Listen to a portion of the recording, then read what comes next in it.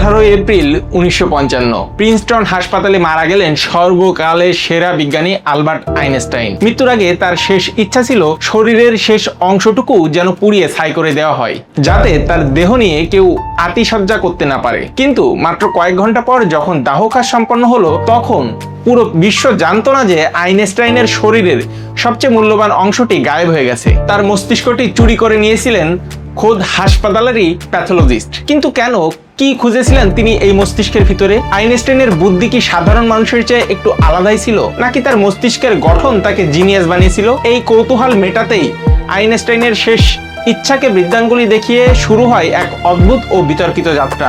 আজ আমরা জানবো আইনস্টাইনের চুরিকৃত মস্তিষ্কের সেই রোমহর্ষক কাহিনী। আইনস্টাইনের মৃত্যুর পর ময়নাতদন্তের দায়িত্ব পড়ে প্যাথোলজিস্ট ডাক্তার থমাস হার্বের ওপর।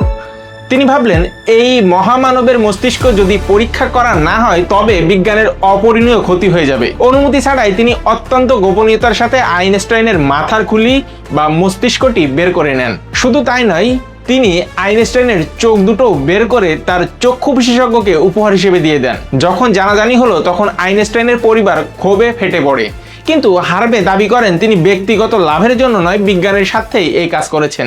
মস্তিষ্ক চুরির দায়ে হার্বে চাকরি হারান, এমনকি তার স্ত্রীও তাকে ছেড়ে চলে যান। কিন্তু তিনি মস্তিষ্ক ছাড়েননি। দীর্ঘ 20 বছর তিনি একটি বিয়ার কুলারের ভেতরে দুটি কাচের জারে লুকিয়ে রেখেছিলেন। তিনি মস্তিষ্কটি 240টি ছোট ছোট স্লাইসে বিভক্ত করেন এবং বিশ্বের বড় বড় বিজ্ঞানীদের কাছে পাঠাতে শুরু করেন। তিনি অপেক্ষা করেছিলেন এমন এক মুহূর্তের জন্য যখন কেউ প্রমাণ করতে পারবে আইনস্টাইন কেন অনন্য ছিলেন। অবশেষে 1985 সালে প্রথম গবেষণা রিপোর্ট প্রকাশিত হয়। দেখা যায় আইনস্টাইনের মস্তিষ্ক সাধারণ মানুষের তুলনায় ওজনে হালকা ছিল।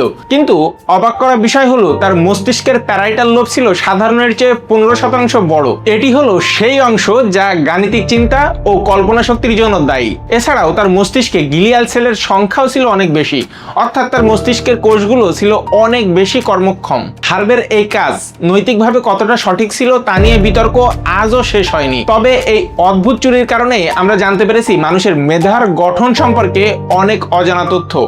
আইনস্টাইন আজ নেই, কিন্তু তার সেই চৌর্যবৃত্তি করা মস্তিষ্ক আজও আমাদের কৌতূহলের তুঙ্গে।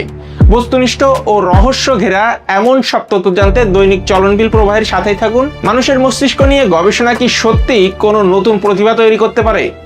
আপনাদের মতামত অবশ্যই কমেন্টে জানান এবং ভিডিওটি শেয়ার করে অন্যকে